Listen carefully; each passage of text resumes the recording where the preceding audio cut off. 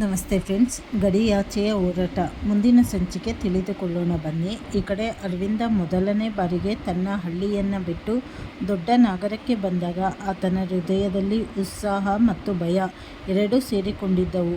ಸೇನೆಯ ತರಬೇತಿ ಶಿಖರದ ಗೇಟ್ ದಾಟಿದಾಗ ಹೊಸ ಬದುಕಿನ ಬಾಗಿಲು ತೆರೆದಂತಾಯಿತು.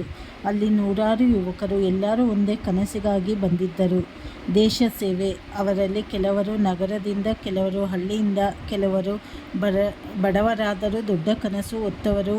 ತರಬೇತಿಯ ಮೊದಲ ದಿನವೇ ಅವರಿಗೆ ಪಾಠ ಬಿತ್ತು. ಇಲ್ಲಿ ಯಾರಿಗೂ ಸುಲಭ ಜೀವನ ಸಿಗುವುದಿಲ್ಲ.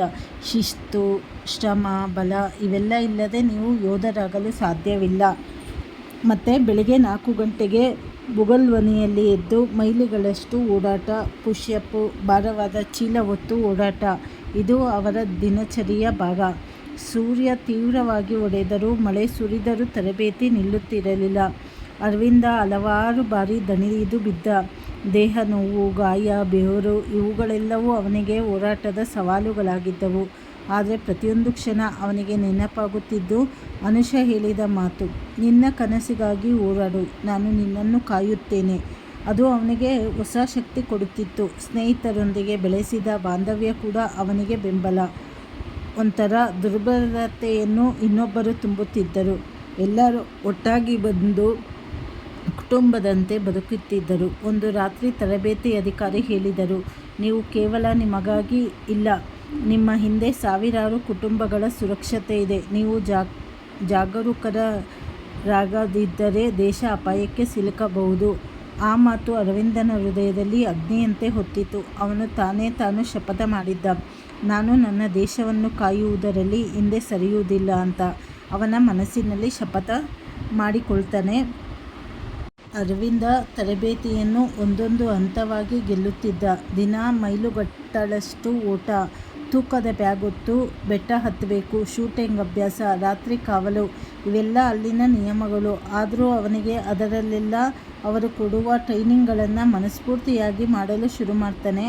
ಆಗ ಅವನಿಗೆ ಅದು ಕಷ್ಟ ಅಂತ ಅನಿಸಿದರೂ ನಾನು ನನ್ನ ಗುರಿ ತಲುಪಬೇಕು ಅಂತ ಮುಂದುವರಿಯುತ್ತಾ ಹೋಗ್ತಾನೆ.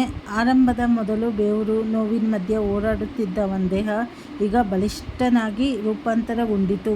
ಅವನ ದೇಹದ ಜೊತೆಗೆ ಮನಸ್ಸು ಕೂಡ ಗಟ್ಟಿಯಾದುದೇ ಮುಖ್ಯವಾಗಿತ್ತು. ಒಬ್ಬ ಯೋಧನಿಗೆ ಕೇವಲ ಶಕ್ತಿ ಸಾಕಾಗುವುದಿಲ್ಲ, ಧೈರ್ಯ ಮತ್ತು ಶಿಸ್ತು ಕೂಡ ಅವಶ್ಯಕ. ಒಮ್ಮೆ ಗಟ್ಟಿ ಪರೀಕ್ಷೆ ನಡೆಯಿತು. ತರಬೇತಿಗಾರರಲ್ಲಿ ಕಾಡಿನ ಮಧ್ಯೆ 48 ಗಂಟೆಗಳ ಕಾರ್ಯ ನೀಡಲಾಯಿತು.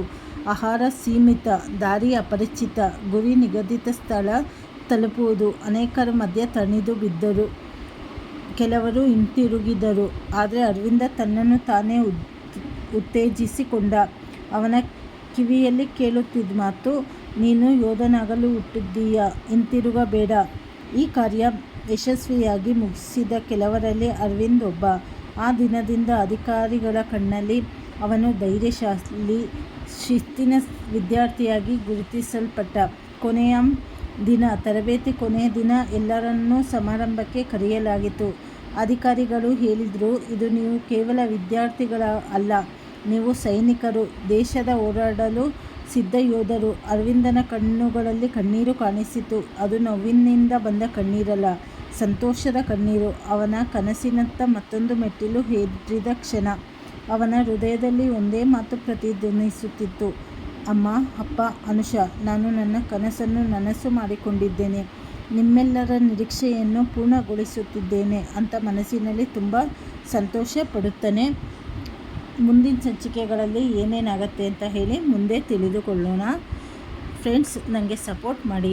ದಯವಿಟ್ಟು ಯಾರ್ಯಾರು ನೋಡ್ತಾ ಇದ್ದೀರೋ ಎಲ್ಲ ಸಬ್ಸ್ಕ್ರೈಬ್ ಮಾಡ್ಕೊಳ್ಳಿ, ಶೇರ್ ಮಾಡಿ. ನಿಮಗೆ ಏನು ಅನಿಸ್ತಾ ಇದೆ ಯೋಧನ ಬಗ್ಗೆ ಕತೆ ಬರೀತಾ ಇರೋದು, ನಿಮ್ಮ ಅನಿಸಿಕೆ ಅಭಿಪ್ರಾಯ ತಿಳಿಸಿ. ಧನ್ಯವಾದಗಳು.